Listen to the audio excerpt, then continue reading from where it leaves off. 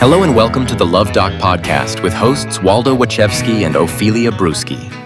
Today, we've got a really interesting Luv Doc.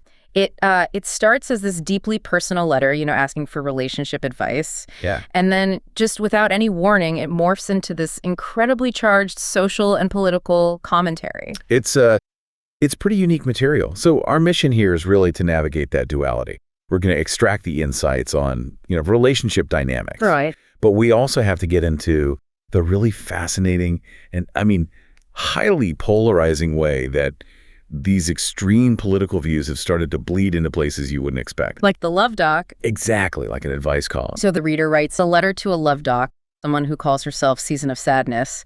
And then we have the Luv Doc's response, which is just explosive. It really is. Let's start with the personal dilemma, with the breakup. It's a 3-year relationship, started back in college, and it's just completely hit a wall.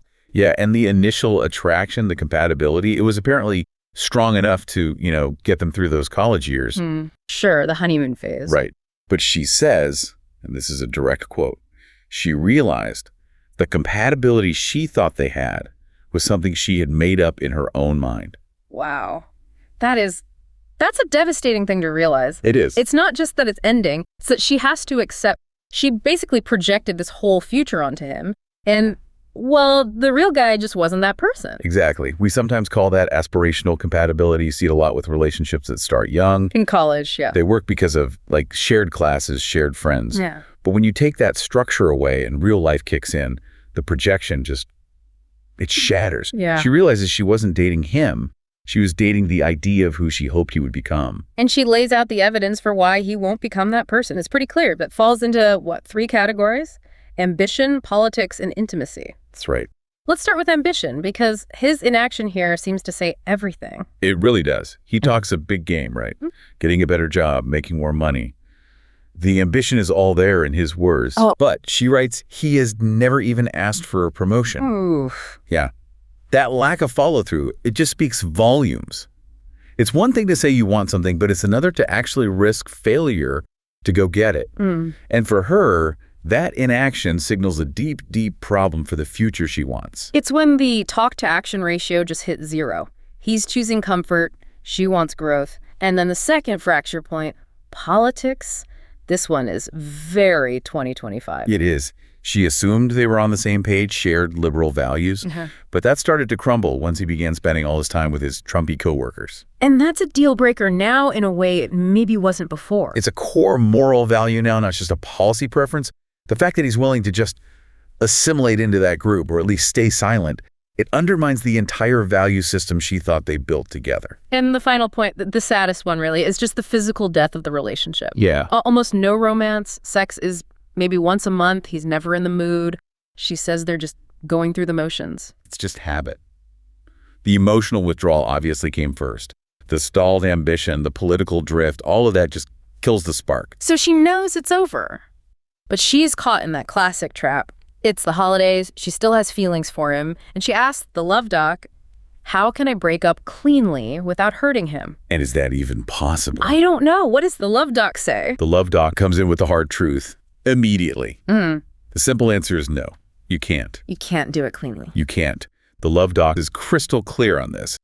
People with strong feelings feel strongly. It's going to hurt. He might even hate you. That's so blunt. But, it's also necessary, right? We're so often told to try and manage emotions, avoid conflict. But the Luv Doc just says, nope, pain is part of the deal. It is. The Luv Doc does offer a path to, not to a painless breakup, but to his recovery. Okay. The only way he probably won't hate her forever is if she is completely honest and vulnerable about her reasons. And critically, if she owns her part in this parting. Ah, that's powerful advice. Own the fact that you waited too long, maybe. Or that you projected your own dreams onto him. It forces accountability. And the Luv Doc also, praises her for being decisive, for not waiting for January 1st or some other arbitrary date. And that idea, that praise for decisive action, for cutting loose something that's holding you back? Yes. That's the pivot, isn't it? That's the exact moment the whole tone just shifts. It's the bridge from personal advice to this huge political commentary. Okay, so prepare yourself if you're listening, because the tone goes from, therapeutic to something way more aggressive. The Luv Doc uses her letter as a springboard to talk about the state of the world in 2025. And the Luv Doc describes the year as an absolute dumpster fire for anyone not directly benefiting from the president's crime spree. Wow. Okay, so no pulling punches there. None. Holy crap! You're psychotically obsessed with the Luv Doc, but can't think of a flashy gauche way to share your obsession with the world?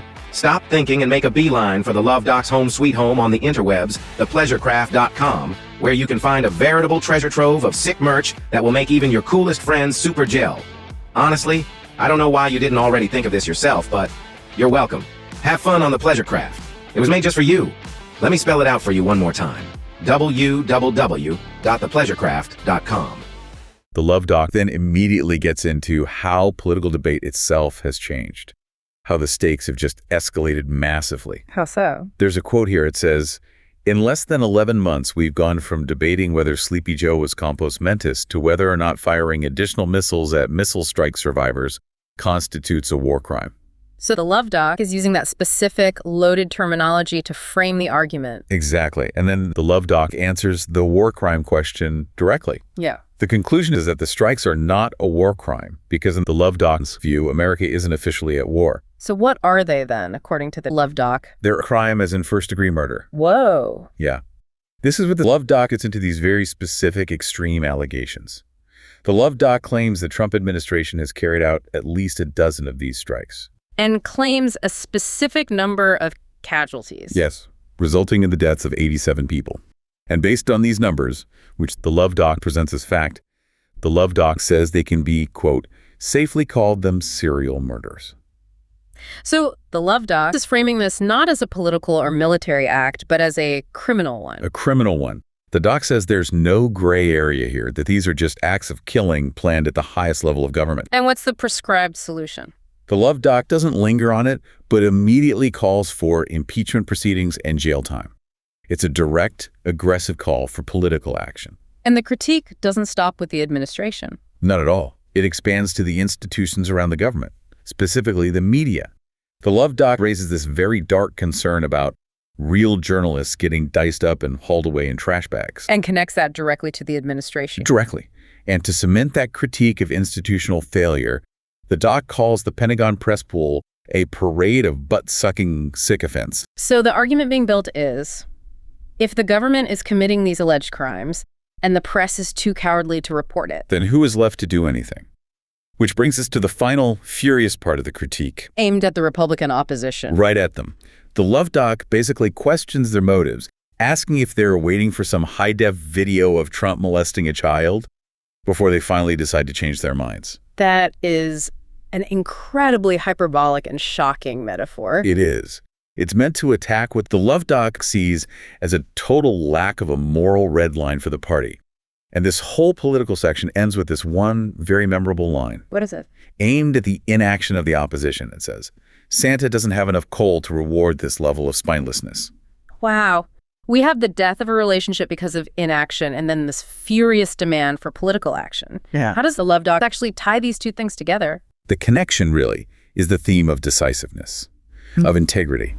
The Luv Doc is using the personal story of Season of Sadness as a direct parallel for what the Luv Doc believes needs to happen politically. So her breakup is a metaphor. It's a model.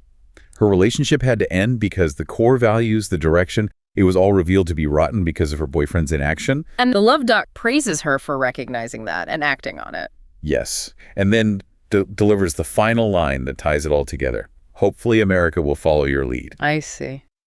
The implication is that the courage and pain it takes to end a dead relationship, to stop going through the motions, is the exact same courage and decisiveness needed to stop what the Luv Doc sees as these huge governmental crimes and failures.